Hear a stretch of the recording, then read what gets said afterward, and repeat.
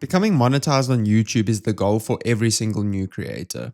And I've been on this platform for over 100 days now. And truly, I thought I would have been monetized before 100 days lapsed. But I wouldn't call it a complete failure because I get to tell you what I've learned and what I've done wrong. Becoming monetized on YouTube can sometimes feel like trying to catch a unicorn in for small creators because essentially the YouTube partner program requires you to get 1,000 subscribers and 4,000 watch hours. But just how difficult is it to hit this milestone as a new creator? Well, because I can only speak for myself, I'd say pretty damn difficult. But I really believe that I made a lot of mistakes that you don't need to make. If you are still very fresh on your channel, you haven't posted a lot of videos, there are things that I'm about to tell you that can stop you from confusing your audience. And that's what it comes down to. You need people to like your content, which will lead them to subscribe to your channel and watch your videos for longer as well. And I have made so many mistakes on my channel in the 38 videos that I've posted that have prevented me from maximizing my results. And I fully understand this. And I don't regret this because I believe in life you need to learn and you need to grow from making mistakes. But don't make a mistake if you know you don't need to make the mistake. That is why this video is that's why I'm doing this video, to help you. So let's get into this shit. On the 31st of March, I posted this fucking disaster. And you know what? Most people's first videos will be bad. And I'm so okay with it because it was a big step forward in my own personal development as a person, stepping out of my comfort zone. But the video was shit, the thumbnail was shit. But for some reason, it got 156 views. And I thought for a first video, that is not bad. And looking back on it, it really isn't a bad performing video. So that first video was a Call of Duty Zombies video. And about 14 videos after that were all Call of Duty related. And even some recently have had to do with Call of Duty. And that's essentially what I thought I wanted my channel to be. I wanted to be a Call of Duty commentator. And as I was going along with this journey and making more videos, I realized something, that I don't just want to talk about Call of Duty. And that's where the main issue for my channel's growth has come in. Regardless of thumbnails and titles, which I'm going to get into, the biggest thing I did wrong was that I picked a lane, which was Call of Duty, and then I stepped out of that lane. And I started making videos just about my life, like commentating about my life, which is what I'm passionate about. And it is what I'm going to do and what I have been doing recently. And I suppose, yes, I've been getting a lot of low views, besides this one video that got over 800 views, which I'm happy about. But the rest of my videos haven't been performing well because I've now changed my identity as a channel. I've even changed the name of the channel. And I think it's just confused the YouTube algorithm. And I need to make more videos of what I want to make, like this one, like this kind of video, to almost change the direction of the way the algorithm sees my channel and pushes it out to a new audience. Because essentially what I've done is I've told the algorithm that I am a Call of Duty gamer and commentator, and I make Call of Duty videos. So now when I make a video that's completely unrelated, YouTube is like, what the fuck are you doing, dude? But I feel like this weird phase in my channel needs to happen because I want to be a more flexible channel. I don't want to be put in a box. I don't want to be put in a Call of Duty shaped box. I want to be able to make commentary on gaming and my life, as I know a lot of other commentary channels do, and they have done that like from the start. So that's why the algorithm has been more kind to them, I would suppose. But I'm not blaming anything. It's my own fault. But the tip for you is that pick your identity before you start your channel, or at least a broad range, like a broad area of what you're going to be making videos about. Don't make one Call of Duty video and then the next video you make a Minecraft video, which I also fucking did. pick one lane and stick within that realm. Okay. It's not saying that you need to make the same kind of video every single time, but stay within a lane. And then the algorithm will find your audience a lot easier. Okay. Because that's the only way you're going to get subscribers and get more traction on your channel is you need to find the right audience. It's pointless getting a lot of views, but that audience doesn't watch your video for long and they don't subscribe and they never come back. So YouTube is trying to help you. It's trying to find your audience. And I've sort of fucked around with that system because I have changed my identity, but I do see it getting better. Like my videos are getting more retention, I think, getting a higher click-through rate as well. So it's slowly getting better, but if you are new and you've only made a couple of videos, just pick a lane, okay? Now, one of the biggest parts of becoming successful on YouTube, and something I sucked at and am still trying to not suck at, is the packaging of your videos. So the packaging of a video is your title and your thumbnail. That's basically what you've wrapped up your video idea and presented it to the audience. And they will decide whether to accept this gift, which is your video, and click on it, or reject it and keep scrolling. So the packaging of your video is very, very important. Clickbaity thumbnails are not really the way to go, because once they click on the video and they see that it was clickbait, they will click off of it and you'll feel stupid.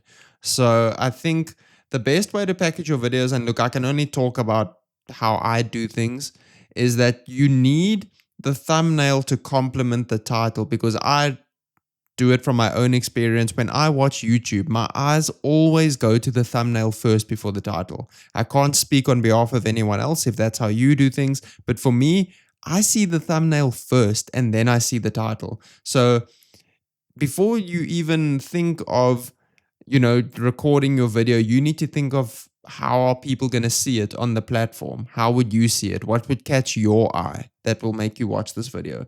And that is just so important. And it's something I've probably only started getting better at in my last 5 videos, maybe not even. And that's also okay. I think the best way to get better at thumbnails is to look at big YouTubers. Look at Mr. Beast. He's an ultimate reader of human psychology. He knows exactly what will make people click. He has studied the art of making thumbnails and making clickable thumbnails. Sorry, I should rather say. He's a master at it. So do yourself a favor, even if you don't watch his videos. I don't watch his videos, but just click on his channel and look at his thumbnails. You'll come to the conclusion that they tell a story. His thumbnail tells a story about the title, and the title tells a story about the thumbnail. They complement each other so well, and he's a master at it. He is an absolute master at it, and that's why he has over 500 million subscribers. That's fucking crazy, dude. 500 million. Jesus. Imagine how much money that is. That is wild. Anyways, and then another thing I would say is, if you make videos about a certain topic, the chances are you probably watch other channels that are in the same kind of niche. It's okay to get inspired from other people's videos. Do not copy paste, be directly like such a copycat, but you can take a video idea that somebody else has done and turn it into your own video, put your own spin on it. There's nothing wrong with that.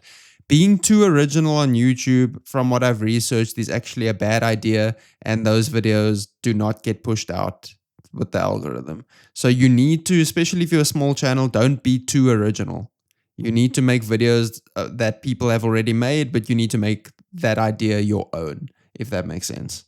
And then lastly, you just have to be consistent. You just have to post videos as often as you can. Don't put too much effort into making one video, especially if you're a small channel, bro, because chances are, even if it's a good video, you might not get a lot of views anyways, and then you're going to feel like you put in so much effort and it didn't pay off.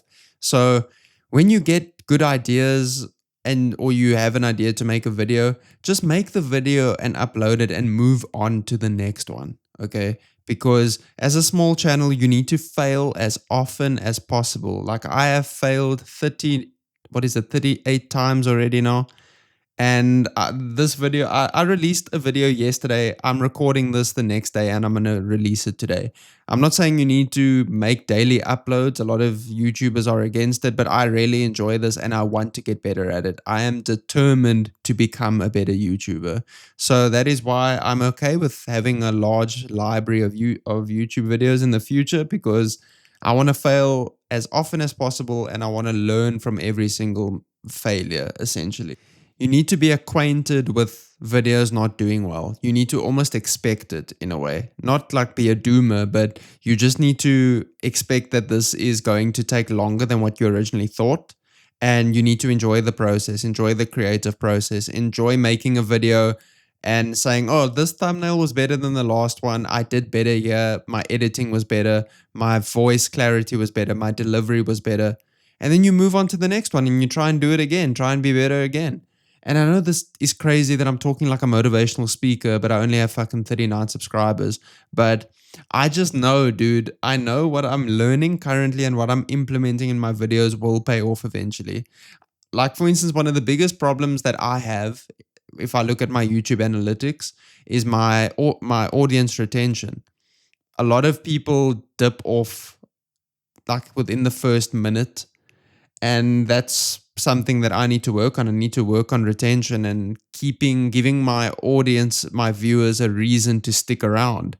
And you only learn these things that you need to work on. You learn about the things that you need to work on with the more videos you make. If you made one video every month, that's not enough reps. That's not enough practice time for you to get better at YouTube, because you don't know what you don't know because you're not uploading enough. You're not giving yourself the opportunity to fail often. Fail often and fail fast. And I believe that is the formula to get better on YouTube. Like, I've gotten my recent 10 subscribers basically over my last couple of videos. And I think that's a direct correlation between me improving certain things. Improving my audio quality, improving my thumbnail packaging, improving my titles, and just trying to be better at this game. And because I mentioned YouTube analytics, I've noticed a problem that I have. I'll be very, very honest with you here. I have a problem with the YouTube analytics app, dude. I've been told so many times by other creators that you need to put that app away. Like, do not look at it so often. Because every time you open, I was watching this one video, this guy compared the YouTube analytics app to like a slot machine. Every time you refresh the app, you think that the numbers are going to go up, the subs and the views are going to go up. And it almost feels like you're getting a bit of a dopamine hit when you see your video, it went up by 2 views or 3 views. And that is exactly what's happening to me. Whenever I release a video after the first few hours, like, I'm constantly checking the YouTube analytics app. And I'm telling you now, just don't even download it on your phone, dude. I'm trying to wean myself off of, focusing on it. Basically, you need to upload a video and forget about it, set and forget. And I am struggling with that, but I'm telling you, because I know it's not the right thing to do. You should not focus on your upload once you've put it out there, especially as a small creator. You need to just move on to the next one. And one more thing I need to talk about is comparison to other YouTubers in your niche. It's so perfect to get video ideas from them and see what they're doing right or doing wrong and trying to capitalize off of that. But don't compare too hard. Don't compare max. Okay. You don't want to end up questioning, why does this channel have so many subs after only 5 videos and I've made 20 videos and I have like 10 subs. Everyone is different and everyone's journey on this platform is different. Some people have just got it, man, and others need to work a little bit harder to get to that same level, and that's totally okay. And you shouldn't beat yourself down for not being where somebody else is at. Like, your chapter 1 is somebody else's chapter 50. No matter what it looks like, that could exactly be it. Okay. So do not play this comparison game. I've talked about it in my previous video. It really is the thief of joy. And lastly, just have fun, man. Like, you've got to enjoy this. There's no way that you can be successful at YouTube. Well, I suppose you can be successful at YouTube without enjoying it, but I think the process will be a lot more difficult if you did not like it. Like, that's how I've been able to upload these videos that get basically fuck all views, is because I enjoy it. I really enjoy getting the footage by playing games on stream and then editing and doing this voiceover. I find it so fun. It's like a release for me, man. Like, Paulie Walnuts, shout out Paulie the Goat. Um, he says that his YouTube videos are almost like therapy sessions for him. And I kind of get that. I enjoy talking in general. And I feel like this platform gives me the opportunity to talk more than what I usually would in my life. So that is why I do it, man. It's maybe even a bit selfish. I do it. I just do it for me. I really love this. I really do. So that's why I do it, and you should do it too because you want to, not because you feel like you have to or prove something to someone. Okay, so that's the good, bad, and the ugly of me being on YouTube for over 100 days. So if you like the video, please hit the subscribe button. It would really mean the world to me. We're really trying to get that number up. And if you want to support the channel, you can buy me a coffee. The link is in the description. No one's bought a coffee yet, so if you want to be the first one, like your name will be etched in history. I'm just playing. You can catch the podcast on Spotify, and you can also watch me on Twitch. And I will see you guys in the next video. Take care.